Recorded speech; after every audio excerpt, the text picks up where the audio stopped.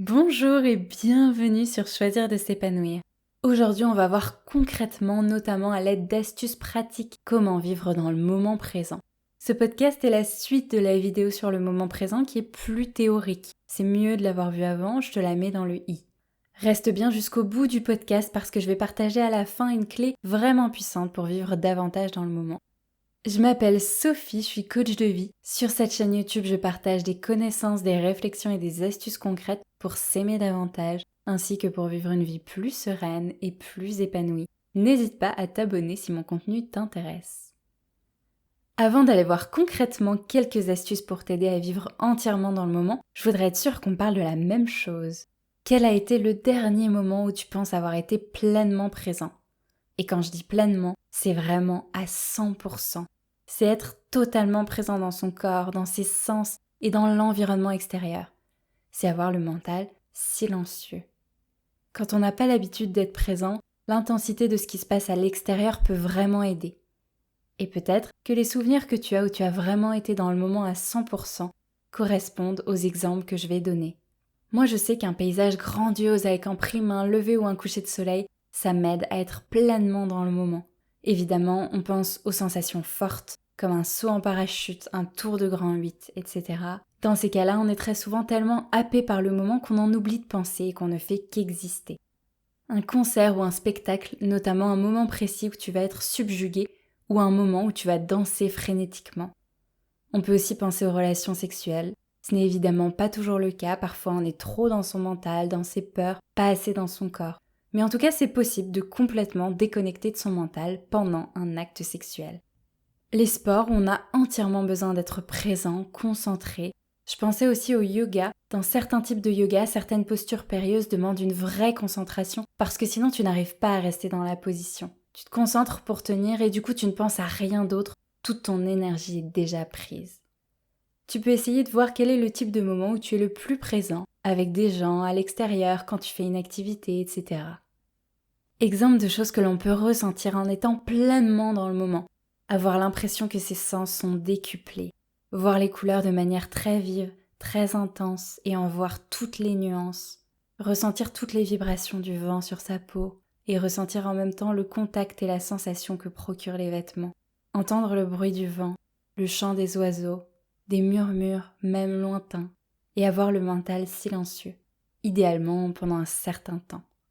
On peut aussi ressentir le fait d'être vraiment immergé dans le moment et dans le lieu, avoir finalement l'impression de faire pleinement partie du lieu. Mais ce dernier ressenti, j'ai l'impression de l'expérimenter plutôt en extérieur, notamment devant des paysages. Physiquement, on est toujours à un seul endroit, mais parfois notre tête et notre corps ne sont pas dans le même lieu. Vivre pleinement le moment présent, c'est finalement être à un seul endroit à la fois. Ne pas laisser le mental s'échapper dans le passé ou le futur même proche, ni commenter le présent, juste le vivre. Je ne sais pas si tu as déjà testé l'expérience de manger dans le noir. C'est un exemple qui est pour moi assez parlant. Dans un restaurant dans le noir, on te prive du sens qui est a priori celui que tu utilises le plus, la vue. Assez vite, j'ai senti que mes autres sens s'aiguisaient, que je ressentais mieux ce que je touchais sur la table, que je gagnais en précision. Le sens le plus marquant a été l'ouïe. Au fil de la soirée, j'entendais de plus en plus et de mieux en mieux. J'entendais les discussions de gens qui étaient à des tables assez éloignées de nous, que je ne percevais pas du tout au début. Et l'ouïe est devenue tellement fine qu'à la fin c'est devenu presque problématique, parce que tous ces bruits de conversation sont devenus dérangeants. Et pourtant, tout ça s'est déroulé en l'espace de quelques heures. Je pense qu'on peut faire le parallèle avec le mental. À la place d'enlever la vue, je te demande de couper le mental, qui est aujourd'hui certainement ce que tu utilises le plus. On ne peut pas se concentrer sur tout à la fois. Inévitablement, quand ton attention est prise par le mental, tu n'es plus autant en contact avec tes sens. Quand on est dispersé, on est moins concentré, on est moins dans la précision. Quand le mental fonctionne, il prend beaucoup d'espace et d'attention. Donc forcément, tu loupes des choses qui se passent dans la réalité, voire carrément, tu loupes la réalité. Tu as peut-être vécu ce moment où tu es dans le train, que tu regardes par la fenêtre tout en étant parasité par tes pensées. Si tout à coup tu arrêtes d'être dans le mental et que tu deviens alors pleinement présent, tu peux redécouvrir le paysage, avoir l'impression que les couleurs sont plus vives, voir beaucoup plus de détails, etc. Du coup, je te propose déjà d'essayer dans un moment qui n'est pas forcément exaltant, mais qui est pourtant incontournable. Quand tu fais un trajet ou une activité seule, une activité quotidienne comme la cuisine. Par exemple, couper un concombre. Tu peux te concentrer sur le geste que tu fais, sur les sensations de tes mains et par extension du reste de ton corps, sur les couleurs et la forme du concombre, du couteau, de la pièce. Il y a plusieurs techniques pour être dans le moment. Tu peux les tester tour à tour, faire un mix de tout ça, alterner. La première technique dont je viens pas mal de parler déjà, c'est de s'immerger dans ces 5 sens, au moins dans les 4, puisqu'on sait que le goût n'intervient pas forcément quand tu te promènes dehors. C'est notamment ce que je te conseille à l'extérieur. Si tu te rends compte que tu es dans ton mental, regarde autour de toi, en tournant vraiment la tête. Regarde ensuite les différentes couleurs, les différentes personnes, formes et choses qui se trouvent dans ton espace. Au début, tu peux essayer de focaliser tes pensées là-dessus en te disant « c'est beau quand même, cette couleur, elle est intense ». Et après, tu peux calmer complètement ton mental jusqu'à ce qu'il soit silencieux. Et au début, ce silence sera peut-être de courte durée, mais il aura au moins le mérite d'exister. La deuxième technique, c'est de dire « stop » ou de faire un geste qui dit « stop ». Parfois, je tape dans mes mains ou je claque des doigts. Je dis « stop » maintenant en tapant dans mes mains. Ça permet d'interrompre le flux de pensée et de revenir dans le moment. Et après, tu peux combiner avec la première technique en t'immergeant dans tes sens ou en te concentrant sur la tâche que tu es en train d'exécuter. Je fais aussi parfois un geste de la main qui va devant mon visage, un geste qui va de gauche à droite pour faire partir la pensée. Quand je suis dehors et que j'ai le mental qui bourdonne, je regarde les oiseaux qui volent dans le ciel et j'imagine qu'ils prennent ma pensée, qu'ils m'en débarrassent. Et je trouve ça vraiment satisfaisant et symbolique aussi de les voir s'éloigner et finalement partir loin avec ma pensée. Comme ça, moi, je me retrouve à nouveau dans le calme, dans la paix. J'ai le sentiment qu'il y a des degrés de présence. Il y a la présence complète à 100% et la non-présence où on est tellement dans sa tête qu'on ne verrait même pas un éléphant passer devant soi, même si entre nous ça n'arrive pas souvent. Et entre ces deux points, il y a pas mal de niveaux de présence. C'est un peu comme l'écoute active. Je considère qu'il y a des niveaux d'écoute. Parfois, on écoute de façon distraite, parfois de façon assez attentive, avec quand même quelques pensées en arrière-plan de temps en temps. Parfois, on écoute à 100%. Tout notre corps, notre énergie et notre attention sont tournés vers la personne. J'ai aussi fait une vidéo sur l'écoute active, je te la mets dans le i.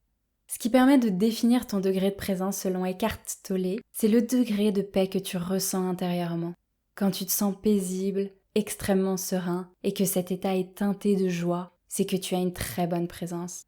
Et tu l'as évidemment déjà ressenti, même furtivement, très certainement quand tu vivais des choses intenses et ou quand tu adorais ton moment présent.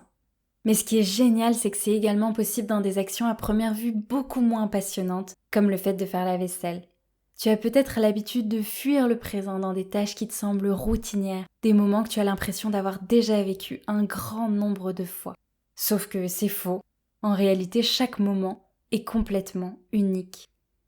À chaque fois que tu prends un chemin, il y a des choses qui sont différentes. Les feuilles des arbres, les couleurs du ciel, la luminosité, les gens que tu vas croiser.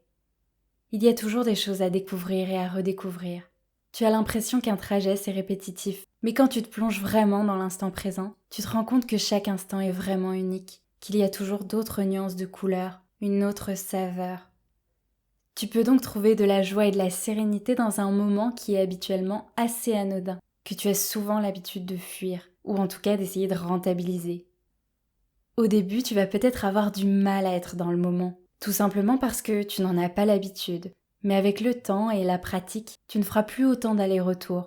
Tu pourras rester de longues périodes dans le présent. Mais doit-on toujours s'immerger dans le moment présent ? On pourrait se dire qu'être pleinement présent, c'est une forme de passivité. En tout cas, c'est des choses que j'ai déjà entendues quand je parlais du moment présent. Effectivement, le but n'est pas d'accepter toutes les situations qui pourraient se présenter dans ta vie.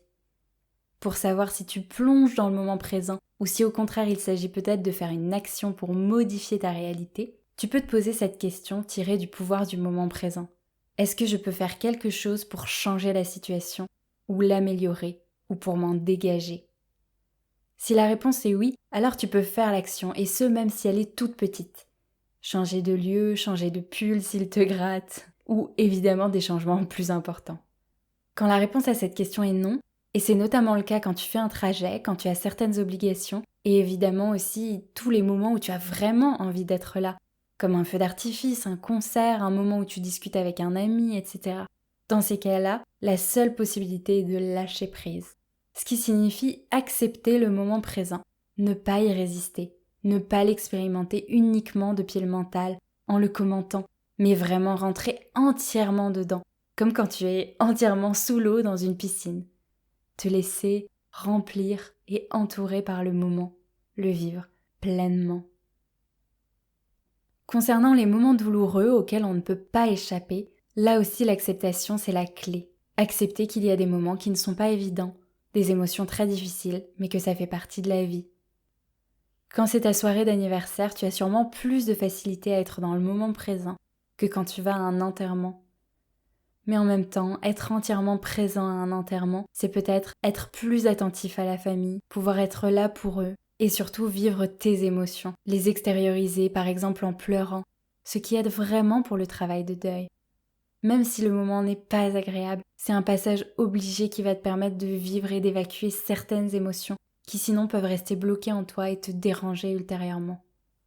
On va finir par la fameuse dernière astuce que préconise Eckhart Tolle et qui peut effectivement être relativement puissante, c'est d'observer le mental. Eckhart Tolle appelle notre mental le penseur.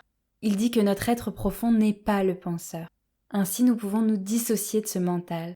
C'est se rendre compte que son mental s'emballe dans un flux de pensées dysfonctionnelles et se mettre tout à coup à l'observer, comme si on regardait ses pensées défiler, comme si on regardait un train passer. C'est finalement écouter cette voix dans sa tête. On ne juge pas le penseur, on ne fait que l'observer. En faisant ça, le mental se calme et s'apaise de lui-même comme par magie. Il laisse place à la présence pleine et entière et à la paix intérieure. Et je finirai par une citation d'Eckhart Tolle. La vie, c'est maintenant. Il n'y a jamais eu un moment où ta vie ne se déroulait pas maintenant, et il n'y en aura d'ailleurs jamais. Voilà, c'est tout pour ce podcast. J'espère qu'il t'a plu et que tu vas expérimenter quelques techniques pour vivre davantage dans le présent. Cette fois-ci, je me suis davantage inspirée du livre Mettre en pratique le pouvoir du moment présent qui est aussi d'Eckhart Tolle. Je te le conseille vraiment si tu veux creuser le sujet. Par contre, il est assez dense et certaines parties peuvent être vraiment confrontantes. Comme toujours, je mets le lien de mon site internet Choisir de s'épanouir en barre d'infos. Comme ça, si tu es intéressé par un coaching personnalisé avec moi, tu peux directement prendre rendez-vous. On se retrouve très vite dans un prochain podcast qui est quelque peu différent de ce que j'ai l'habitude de faire. Et en attendant, prends soin de toi. Ciao!